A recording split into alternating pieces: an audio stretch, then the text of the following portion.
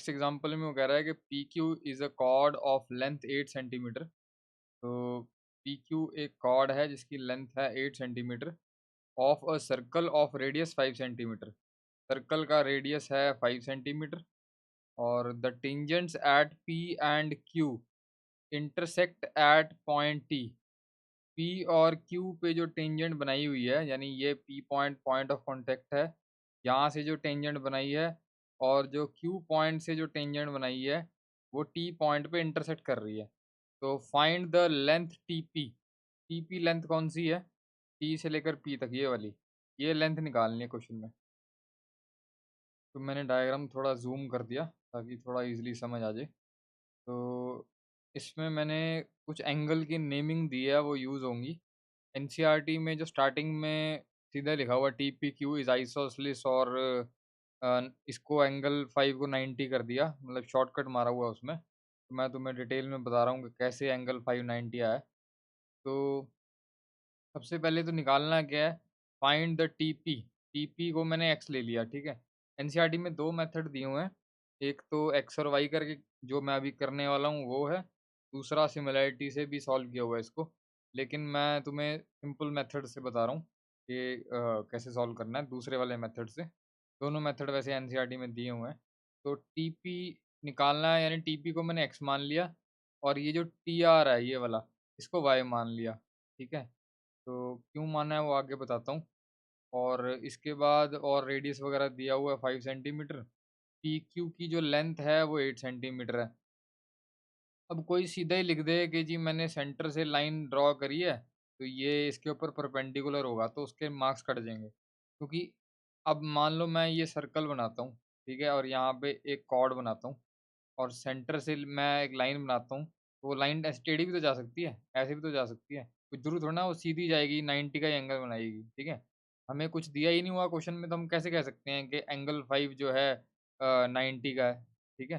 तो कुछ बच्चे ऐसे ही करेंगे, वो बस सीधा ही शुरू कर देंगे ये 90 का है और आगे सॉल्व कर देंगे, आंसर ठीक आ जाएगा उनका, लेकिन स्टेप्स के मार्क्स कट जाएंगे कि भाई एंगल 5 90 कैसे आया। अगर कोई टीचर स्ट्रिक्ट होगा तो वो पक्का नंबर काटेगा, ठीक है। तो हम डायरेक्ट नहीं लिख सकते, हमें इसको प्रूव करना पड़ेगा कि 5 एंगल 5 90 क्यों है। तो इसमें हमने कंस्ट्रक्शन बस यही की है। फिगर तो वैसे क्वेश्चन में दी हुई है, ठीक है। तो उसमें ओटी ज्वाइन नहीं करी होगी, हमें खुद ज्वाइन करनी होगी ओटी, क्योंकि एनसीईआरटी वाले एक ही डायग्राम बनाते हैं, वो बार बार डायग्राम नहीं बनाते, इसलिए वो एक ही डायग्राम में डॉटेड लाइन करके दिखा देते हैं कि भाई ये हमने कंस्ट्रक्शन किया, ठीक है। एग्जाम में जो डायग्राम आएगा उसमें ओटी ज्वाइंट नहीं होगी, ठीक है। जहाँ भी कुछ डॉटेड लाइन है वो मतलब हमने खुद की है। तो अगर क्वेश्चन में फिगर लिखा हुआ है तो मतलब डायग्राम गिवन है, नहीं दिया हुआ तो इसका मतलब डायग्राम खुद बनाना है, ठीक है। तो टीपी निकालना है हमको एक्स, और P Q is a cord है, ये क्वेश्चन में लिखा हुआ है। और पी क्यू की जो लेंथ है वो 8 सेंटीमीटर है, ये भी क्वेश्चन में लिखा हुआ है, तो यहाँ गिवन में लिख दिया। ओपी कौन सा है? ओपी हमारा रेडियस है, रेडियस 5 सेंटीमीटर है, वो भी लिख दिया। और टीपी और टी क्यू हमारी जो है दो टेंजेंट्स हैं। अब सेम मैं ये ओपी की बजाय ओ क्यू भी ले सकता था, तो मैं इस तरफ वाली ट्रायंगल लेके भी सॉल्व कर सकता था, तब भी आंसर सेम ही आएगा, ठीक है। तो मैंने ओपी वाली ले ली है। अब बेसिकली मुझे ये एक्स निकालना है, ठीक है, और इधर ये वाई लिया है। तो अगर एक्स और वाई की दो इक्वेशंस आ जाएँ किसी तरीके से, तो हम एक्स और वाई दोनों निकाल सकते हैं, ठीक है। वाई निकल गया तो एक्स भी आ जाएगा। तो कोई ऐसी दो ट्रायंगल लेनी है जिनसे हमें दो इक्वेशंस मिल जाएँ एक्स और वाई की फॉर्म में। अब वो इक्वेशंस तो तभी आएँगी जब यहाँ पे कोई एंगल राइट एंगल होगा, कोई हम पाइथागोरस लगा पाएँगे, है ना? जैसे कि ये अगर ये y है और ये पी आर पता लग जाए हमें, तो मैं लिख दूंगा y square plus P R square is equal to x square, है ना। तो यानी कि मुझे y भी चाहिए और पी आर भी चाहिए, तो मेरे पास x आ जाएगा, है ना। और दूसरी अगर मैं ये ट्रायंगल ले लूँ ये वाली, और इसमें ये वाला 90 हो जाए, तो इसमें क्या आएगा, पी आर स्क्वायर आ जाएगा प्लस ओ आर आ जाए हमारे पास, और O R square is equal to O P square तो दिया हुआ है, पी आर हमने पहले निकालना ही है, तो ओ आर चाहिए एक और, तो ओ पी आ जाएगा। ओ पी तो खैर है दिया ही हुआ है ना। इससे हमारे पास पी आर मतलब इस इक्वेशन से पी आर आ जाए, अगर हमारे पास पी आर के लिए ओ आर चाहिए, तो पी आर यहाँ पे आ गया और वाई भी आ गया हमारे पास। या कुछ भी ऐसे करके मतलब रिलेशन बनाने हैं दो, तो कोई भी अगर कुछ नहीं समझ आ रहा है तो जितनी जो भी समझ आ रहा है, मान लो ये ट्रायंगल में पाइथागोरस लगा दी, इसमें लगा दी पाइथागोरस, इसमें लगा दी, रफ में कर दो, ठीक है? वैसे जब प्रैक्टिस हो जाएगी तो तुम्हें अपने आप समझ आ जाएगा कि मुझे ये 2 एडजेसेंट ट्रायंगल लूँगा तभी कुछ बात बनेगी। क्योंकि अ, वैसे तो इस केस में नीचे वाली भी ले सकते हैं, क्योंकि ये अगर ओआर आ जाए तो मैं ये जो ओटी है उसको ले सकता हूँ। जैसे मान लो ये 3 आ गई, तो ये ओटी हो गया y+3 और यहाँ पे भी मैं पाइथागोरस लगा सकता हूँ। तो ये दिमाग लगाना कि कौन-सी राइट ट्रायंगल लें, क्योंकि राइट ट्रायंगल तो यहाँ कई सारी बनेंगी, ठीक है? एक ये क्योंकि ये टेंजेंट है और ये रेडियस है, एक राइट ट्रायंगल ये बनेगी, ठीक है? एक राइट ट्रायंगल इधर वाली बनेगी, एक राइट ट्रायंगल इधर वाली बनेगी। तो कौन-सी 2 ट्रायंगल लें जिनसे जिनसे हमें एक्स और वाई का रिलेशन पता चल जाए, ठीक है? तो ये जो थिंकिंग प्रोसेस है ये तुम खुद कर लेना। मैं अभी बता रहा हूँ कि जो 2 ट्रायंगल लेनी है वो पीआरटी ये वाली, ये ट्रायंगल और इसके बाद इसकी इसी के साथ बड़ी ट्रायंगल लेनी है। ये ये ओपीटी बोल लो इसको, ये वाली। इसमें भी ये एंगल 90 है, इसमें भी पाइथागोरस लग सकता है। पहली वाली छोटी वाली में भी लग सकता था, ठीक है? तो ये दोनों राइट ट्रायंगल लूँगा और उससे एक्स और वाई के रिलेशन आएँगे। तो सबसे पहले इसकी बात करते हैं, ये जो टीआरपी ट्रायंगल है ये वाली। अब इसमें पाइथागोरस तभी लग सकती है जब एंगल 3 जो है वो 90 का हो जाए, है ना? तो एंगल 3 90 का कैसे हो सकता है, वो हमको सोचना है। तो उसके लिए मुझे ये बड़ी ट्रायंगल लेनी पड़ेगी टीपीक्यू। तो एंगल 3 90 का तभी हो सकता है जब एंगल 3 और 4 जो हैं, दोनों इक्वल हो जाएँ। क्योंकि फिर मैं 3 + 4 = 180 कर दूँगा तो दोनों ही 90-90 के हो जाएँगे, है ना? तो उसके लिए मुझे क्या करना पड़ेगा, 3 4 के इक्वल तभी हो सकता है जब ये दोनों ट्रायंगल कॉन्ग्रुएंट हो जाएँ। कौन-कौन सी? एक तो ये ले रहा हूँ मैं टीआरपी, ये वाली ट्रायंगल, ठीक है? और दूसरी ट्रायंगल ले रहा हूँ टीआरक्यू। ये दोनों ट्रायंगल अगर मैं किसी तरह से कॉन्ग्रुएंट कर दूँ, तो एंगल 3 4 के इक्वल हो जाएगा और फिर 3 90 का हो जाएगा। तो ये दोनों ट्रायंगल कैसे कॉन्ग्रुएंट हो सकती हैं? टीपी इक्वल टू टीक्यू है, अभी हमने यहाँ लिख दिया।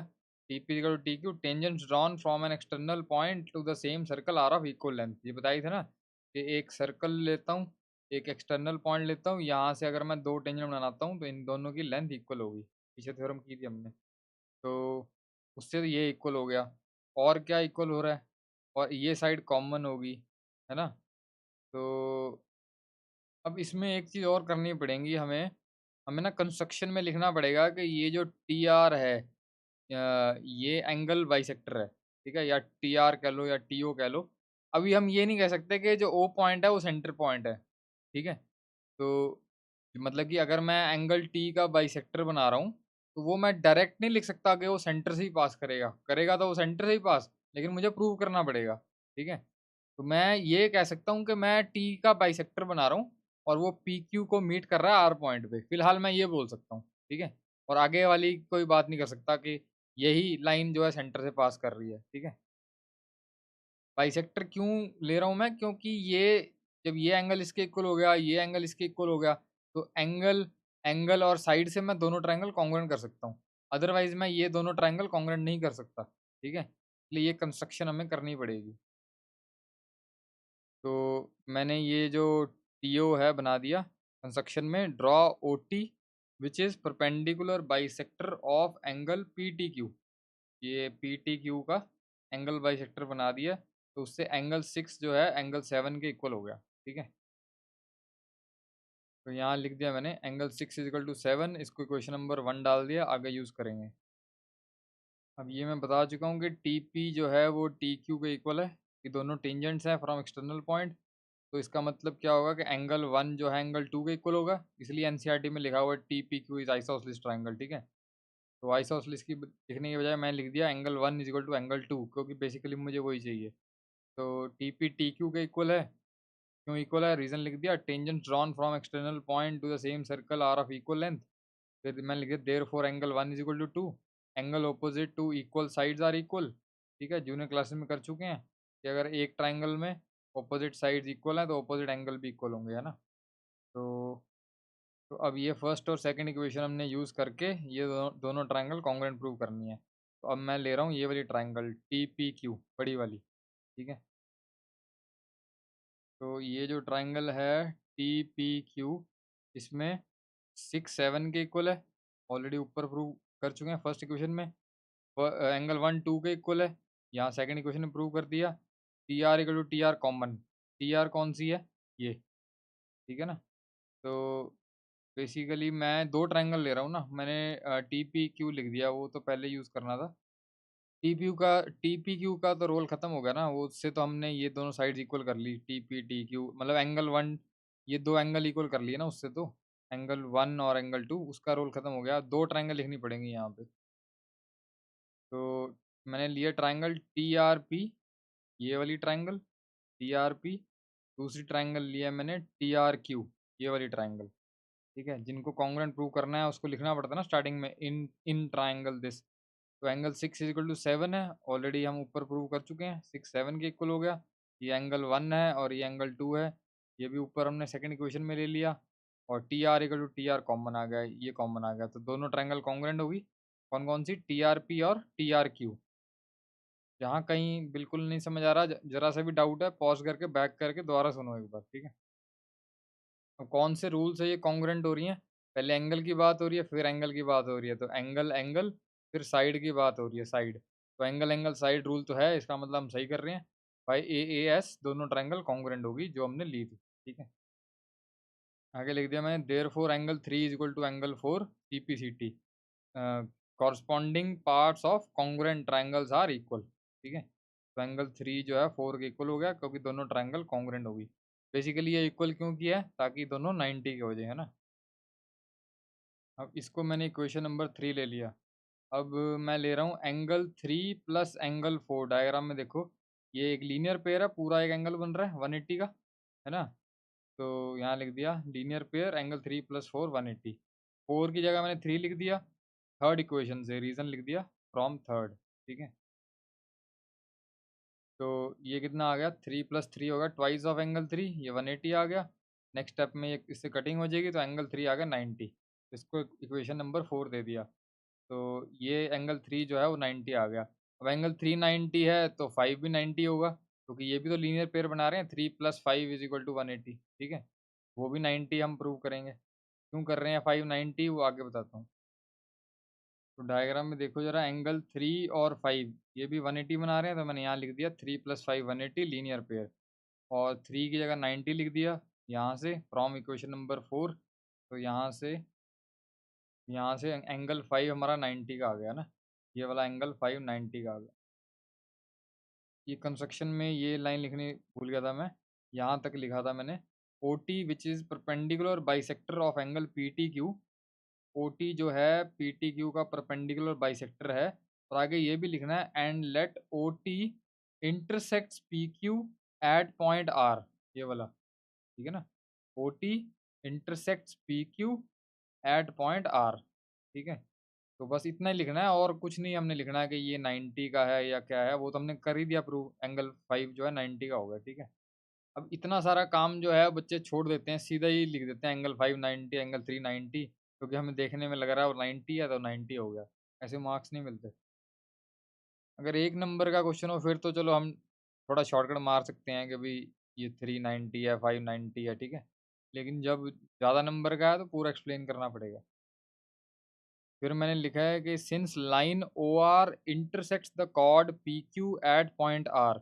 अभी ऊपर मैंने कंस्ट्रक्शन में लाइन ऐड कराई है ना, कि ओ टी जो है पी क्यू को इंटरसेक्ट कर रहा है आर पॉइंट पे, ओ टी कह लो या ओ आर कह लो।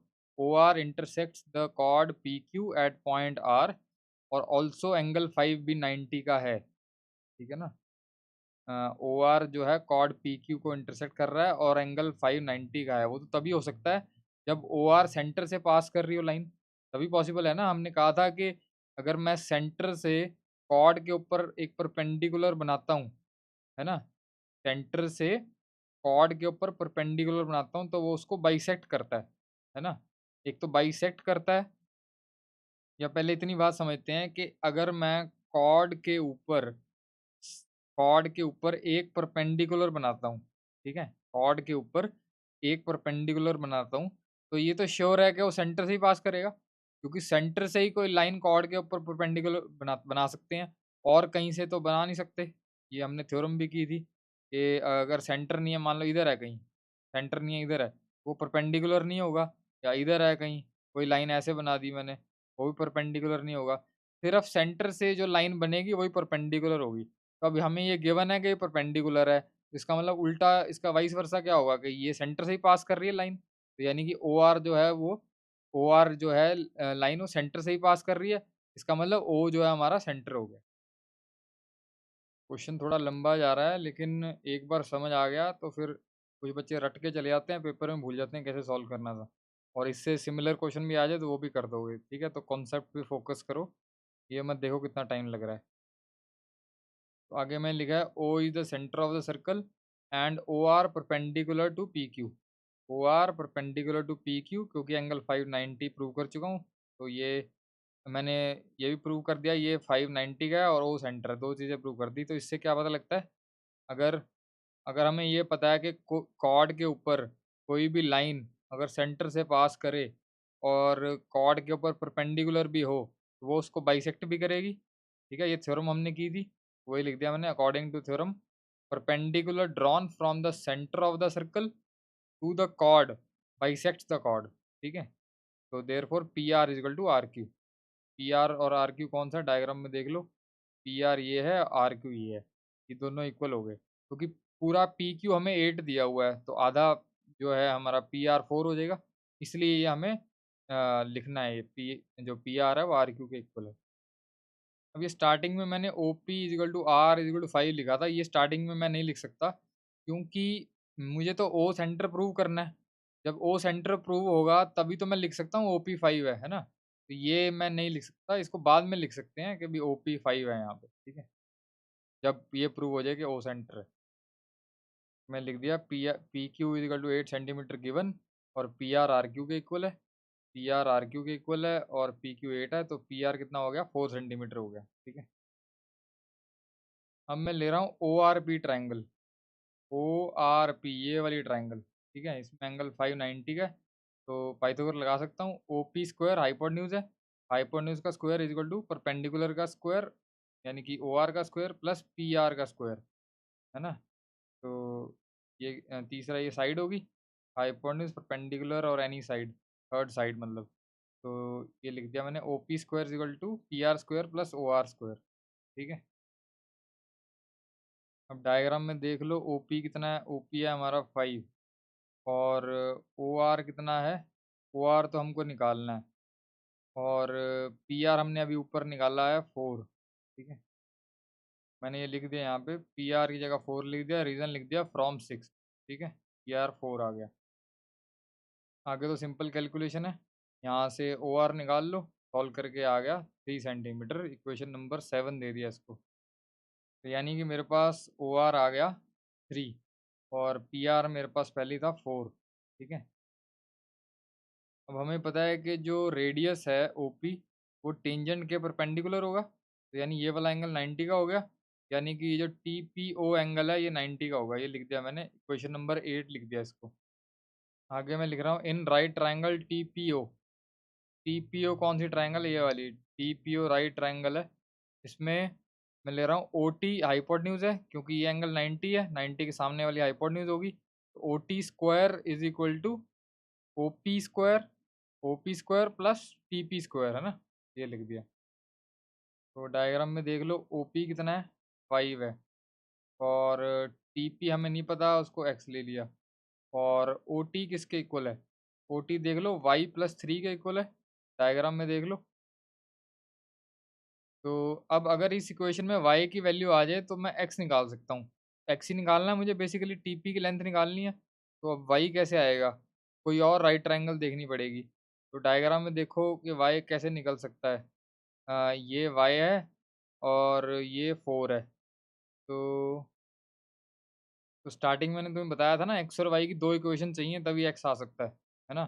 तो अब मैं ये वाली ट्रायंगल ले रहा हूँ, टी आर पी ट्रायंगल ले रहा हूँ, इसमें जो टीपी का स्क्वायर है, हाइपोटेन्यूज का square is equal to T R का स्क्वायर प्लस पी आर का स्क्वायर, ये लिख दिया मैंने, ठीक है? क्योंकि मेरे पास अगर मैं डायग्राम में देखूं तो टीपी जो है, टीपी मेरे पास एक्स है, एक्स स्क्वायर आ गया is equal to T R कितना है, वाई स्क्वायर है, प्लस पी आर स्क्वायर कितना है, पी आर हमारे पास अभी निकाला था हमने, 4 आया था ना, ये 4 का स्क्वायर आ गया। तो यहाँ से मैं वाई स्क्वायर की वैल्यू निकाल लेता हूँ, तो आ जाएगी एक्स स्क्वायर माइनस 16। तो ये वाली जो वैल्यू है, इसको मैं ऊपर वाली इक्वेशन में डाल सकता हूँ। ऊपर वाली इक्वेशन को मैं नंबर दे देता हूँ 9th। ठीक है, तो पहले 9th को भी थोड़ा सा सॉल्व करना पड़ेगा, तभी मैं वाई स्क्वायर की वैल्यू डाल सकता हूँ, है ना। तो इसको मैं ले लेता हूँ 10th इक्वेशन।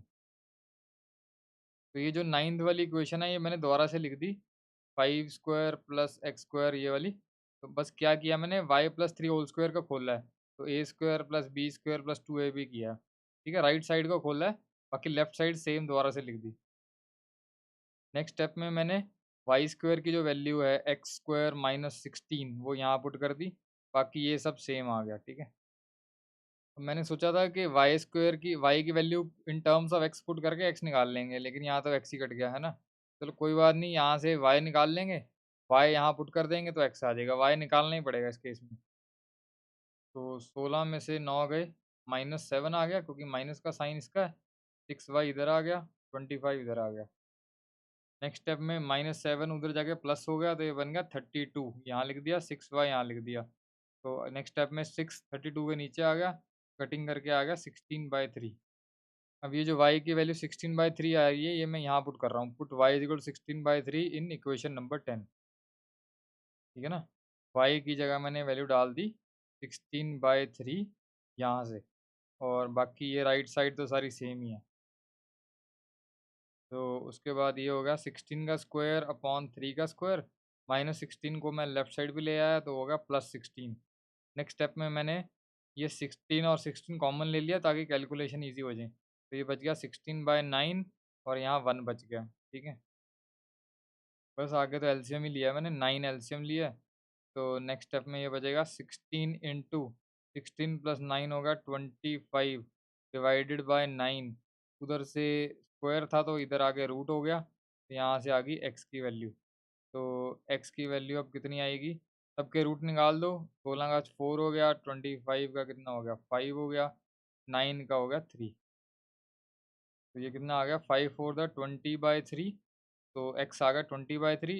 हमने टीपी को एक्स माना था, तो यानी लेंथ ऑफ जो टेंजेंट है वो आ गई 20/3। ठीक है, अगर तुमने यहाँ तक लेक्चर बहुत आराम से सुना है, तो मतलब तुम्हारे अंदर पेशेंस है और तुम्हें समझ भी आ गया, तो तुम इजीली मैथ्स में मार्क्स ले लोगे, क्योंकि पेशेंस सबसे ज़रूरी चीज़ है। That's it.